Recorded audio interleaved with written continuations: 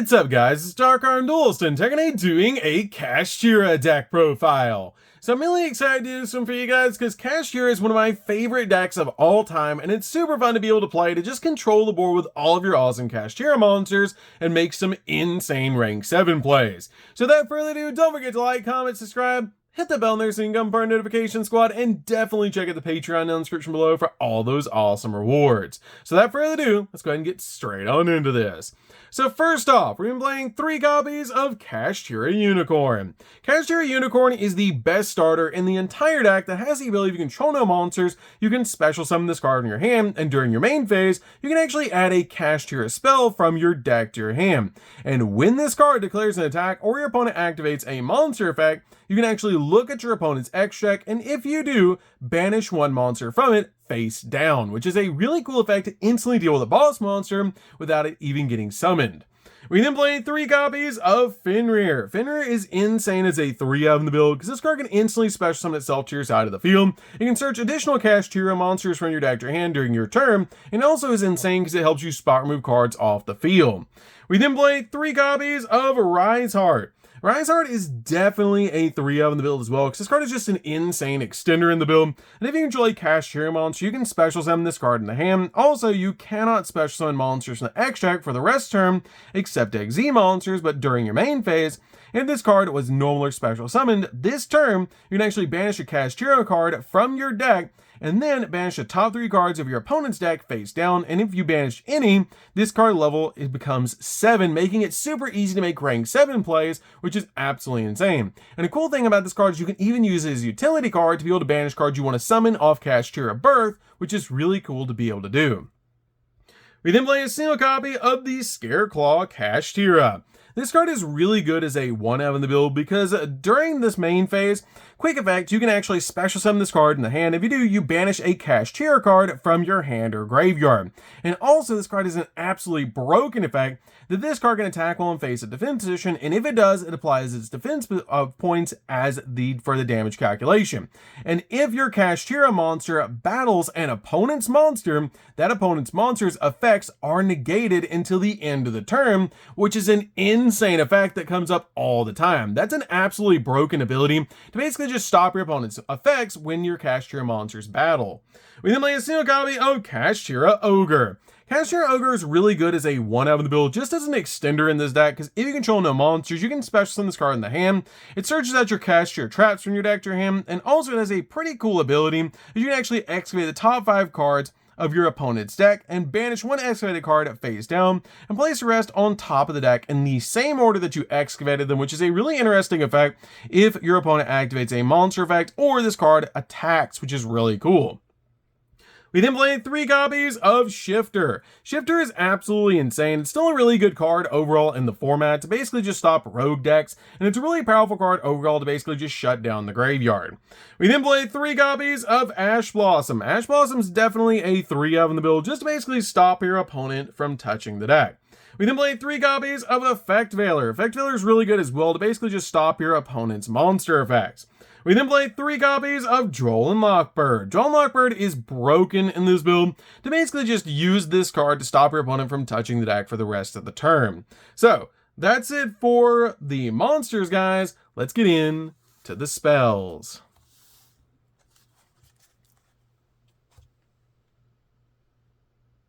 So for the spells, we're going to start with a single copy of Terraforming. Terraforming is definitely a 1-of in the build to be able to search out our copy of Pressured Planet. We then play a single copy of Pot of Prosperity. Pot of Prosperity is amazing in this deck as a 1-of, just to help us dig in the deck for the exact card we need, because we really don't need everything in our extra deck. So this card comes in extremely handy to basically dig in the deck for copies of Unicorn, Fenrir, or anything that you need in this deck. We then play a single copy of Called by the Grave. Called by the Grave is really good as a 1-of in the deck to basically just stop your opponent from hand trapping you while you're going in for all of your plays. We then play 2 copies of Triple Tactics Talent.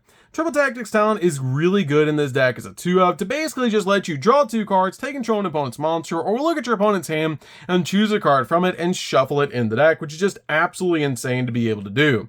We then play 3 copies of Kashtira Theosis. Kashtira Theosis is actually insane. This card has the ability you can target a Kashtira monster you control, and then special summon a Kashtira monster with a different attribute from your deck and defense system, but for the rest of the turn after this card resolves, you cannot special summon from the extra deck except for XZ monsters, and if this card is banished, you can actually target one of your banished Kashtira cards and add it back to your hand, except a copy of Theosis. This card is insane in the deck as a 3-of, because you can basically target your copy of Unicorn, special summon Fenrir, Fenrir can search, and it's just absolutely crazy the plays you can go into with this card. And if you're going first, you're usually searching this card off your copy of Unicorn to be able to go in for all of your awesome plays. We then play 3 copies of Pressured Planet. Pressured Planet is an amazing 3-of that's actually the Rota for the deck, letting you add a Kashtira monster from your deck to your hand, and also monsters you control gain 100 attack and defense points for each different attribute on the field. And if a Kashtira Shangri-La you control activates its effect, you can actually target a card on the field and destroy it, which is a great effect just to help you pop cards on the field, which is why I still play 1 copy of Shangri-La in the extra deck. We then play 3 copies of Kashtira Birth. Birth is absolutely insane in this deck. This card lets you normal summon a level 7 monster without tributing. During your main phase, you can special summon 1 non-XZ Kashtira monster that's banished or in the graveyard, and if your opponent activates a spell card or effect and you control a Kashtira monster, you can actually target 3 cards in your opponent's graveyard and banish them face down, which is absolutely insane to be able to do, and just a really cool card effect overall in this deck. So, that's it for the spells, guys. Let's get in to the traps. So for the traps, we're going to start with a single copy of Kashtira Preparations. Preparations is really cool as a 1-of in the deck. With the ability that during either player's turn, you can actually special summon 1 of your Kashtira monsters that's banished or in your hand, and if your opponent activates a trap card or effect, and you control a Kashtira monster, and this card is already face up in the spell and trap card zone, you can look at your opponent's hand, and if you banish a card from it face down, which is an absolutely insane effect to just instantly deal with a card out of your opponent's hand. We then play 3 copies of Infinite Impermanence. Infinite Impermanence is really good as a 3 on the deck to basically just stop your opponent's monster effects and also lock down entire columns of spells and traps. So, that's it for the main deck, guys. Let's get in to the extra deck. So for the extra deck, we're going to start with a single copy of Dark Armed, the Dragon of Annihilation.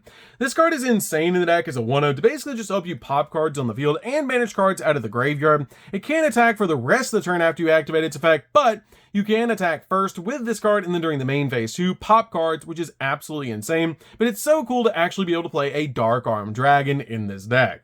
We then play a single copy of Blaze. Blaze is really good as a 1-of in the build, as this card has the ability once per turn, you can actually detach a material from this card, destroy 2 cards, 1 card from your hand, or 1 card from your hand or field, and 1 card your opponent controls. And you can also banish a total of 2 fire and or dragon monsters from your hand or graveyard to special summon this card from the grave, but return it back to the extra deck when it leaves the field, which is a pretty cool effect to be able to use, because you can actually use your copy of Rise Heart with that effect because it's a fire monster, and you can use Ash Blossom as well, which is great.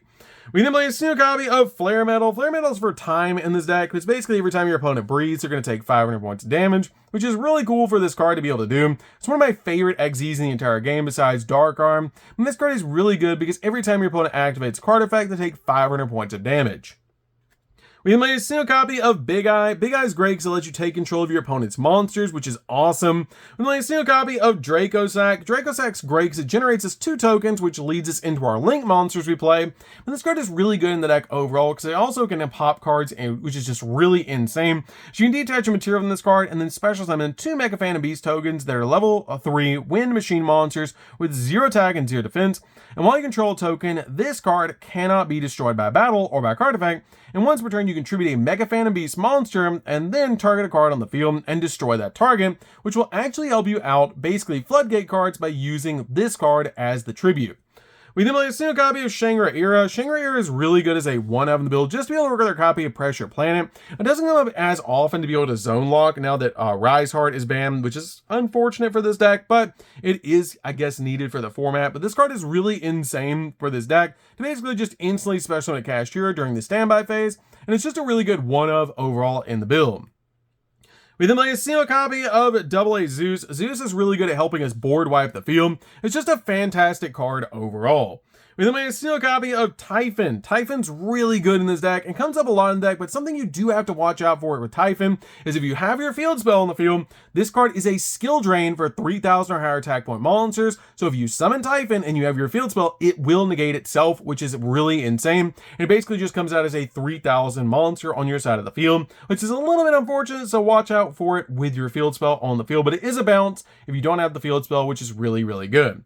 We then play a single copy of the Sword Soul Supreme Sovereign. This card is really insane in this deck because this card, for each card that's banished, it gains 100 attack and defense, and monster opponent control lose 100 attack and defense. And if this card would be a throwback card effect, you can actually banish a card in the grave instead. And if this card, or if a card becomes banished, you can banish one card each from everyone's grave and their field, which is a really cool effect in this deck because all your Kashtira monsters banish cards. So this card's effect comes up all the time.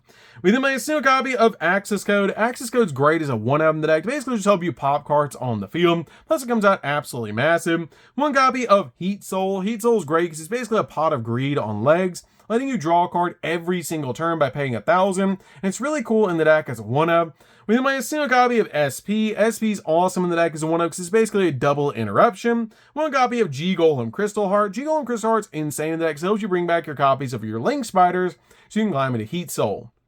We then play two copies of Link Spider. Link Spider is great in the deck to be able to work with your copy of Draco Sack, because basically what you do to summon out your Heat Soul is you use your copy of your Draco Sack to be able to detach your material, summon 2 tokens to your side of the field, then use the 2 tokens for Link Spider, then G-Golem, then use G-Golem to bring back Link Spider, and then once you bring back your Link Spider, you use G-Golem and Link Spider to make your copy of your Heat Soul, which is awesome. And I do have 3 combos that you need to know to play this deck on the channel, which you guys should definitely check out because it would help you guys learn to play Kashtira.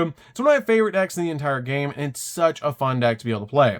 So that's it for the deck, guys. I hope you enjoy it. This deck is actually insane. It's super fun to be able to play. It's one of my favorite decks of all time because it's so insane. It's absolutely crazy, and it's just a really fun deck overall to play. So that's going to be this one, guys. Don't forget to like, comment, subscribe. Definitely tell me what you think of this deck down in the comments down below. I still think it's really good and meta relevant because you can just absolutely make some insane boards. And Unicorn plus Fenrir is nothing to joke about. It's really insane to summon out to your side of the field, and it can easily control the board, especially with the hand traps backing it up. So that's going to be this one, guys. Don't forget to like, comment, subscribe, hit the bell next so you can become part of the notification squad, and we'll see you guys in the next video. See you later, guys.